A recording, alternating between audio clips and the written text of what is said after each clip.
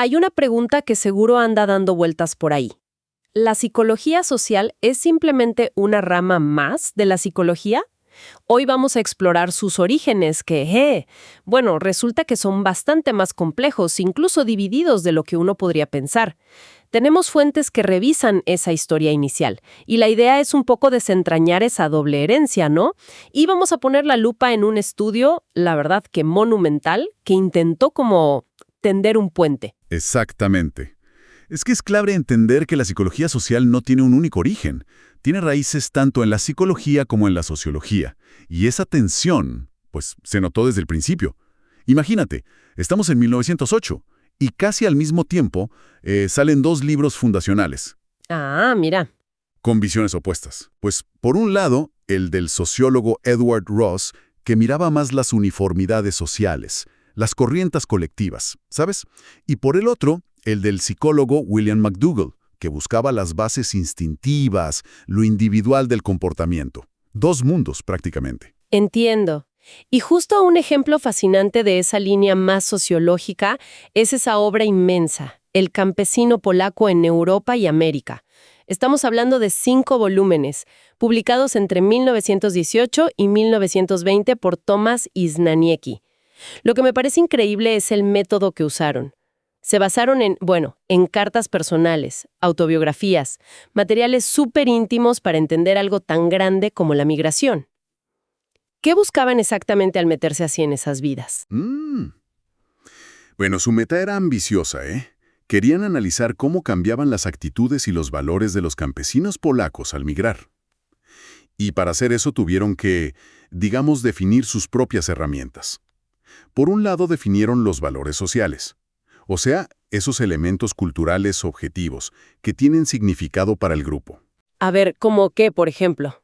Pues piensa en la comida, el dinero, una norma religiosa, una herramienta, algo que la comunidad reconoce como importante. Sí, lo externo. Entendido. Lo que es compartido por el grupo. ¿Y cómo se conectaba eso con la persona, con el individuo? Ahí entra la otra parte, la subjetiva, las actitudes, que sería la orientación, la tendencia de una persona hacia ese valor social. Por ejemplo, el hambre es una actitud hacia el valor comida, o la lealtad, una actitud hacia la familia o el grupo. Claro. Y su argumento, que fue bastante revolucionario, era este.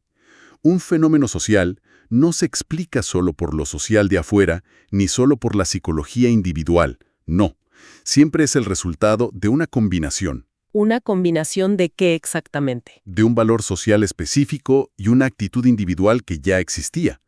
Lo clave para ellos era entender la interpretación subjetiva que la persona hacía de su situación, el significado que le daba. Es que ahí está el punto interesante, ¿no? No se quedaron solo en describir patrones desde afuera. Querían entender esas actitudes psíquicas, la experiencia vivida, y cómo eso cambiaba en relación con las estructuras sociales. Eso implicaba, me imagino, como tomar distancia de enfoques que solo veían al individuo aislado, o al revés, ¿no? Los que solo veían las grandes fuerzas sociales abstractas. Exacto. Buscaban un punto medio. Era casi como decir que la sociedad está dentro del individuo tanto como el individuo está dentro de la sociedad. Una interacción constante. Muy interesante esa visión. Y en cuanto al método, bueno, hoy quizás nos suena un poco caótico, pero fue un hito usar materiales biográficos, cartas, diarios, como una fuente válida para captar ese elemento subjetivo. Me imagino que les llovieron críticas por eso. Claro, les dijeron de todo. ¿Cómo vas a generalizar a partir de cartas? ¿Dónde queda la objetividad? Cosas así.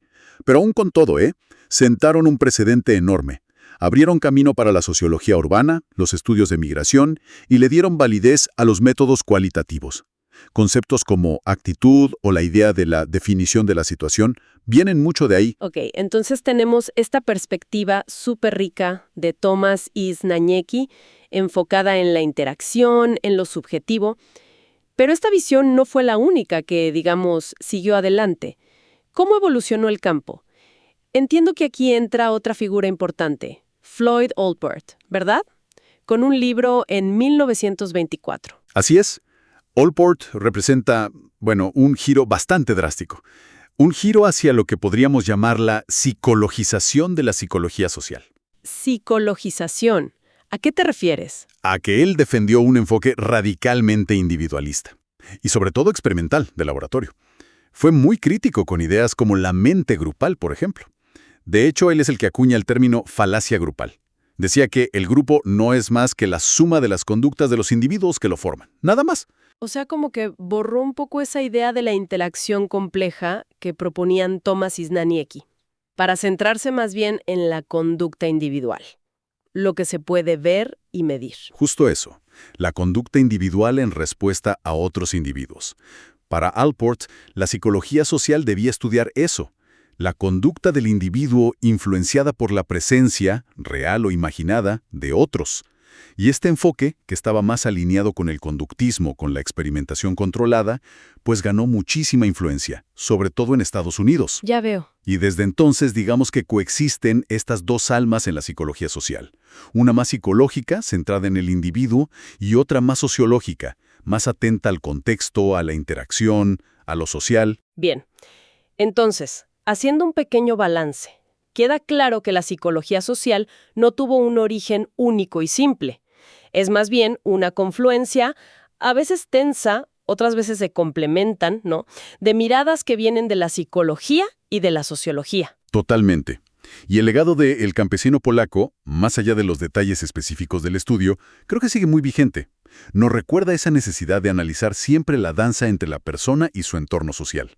Y sin perder de vista la experiencia subjetiva, el significado que la gente le da a lo que vive, siempre dentro de un marco cultural. Eso es fundamental. Lo cual nos deja pensando casi como una provocación final inspirada un poco en Thomas y Znaniecki.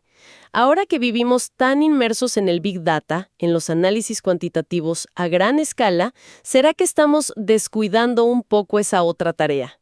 Esa tarea más artesanal quizás de indagar en el significado profundo que las personas le dan a sus propias vidas, a sus acciones, en medio de todos estos grandes procesos sociales. ¿Cómo encontrar el equilibrio, no?, entre medir lo objetivo, lo cuantificable, y comprender la enorme riqueza de lo subjetivo, de la experiencia humana. Una pregunta para seguir dándole vueltas.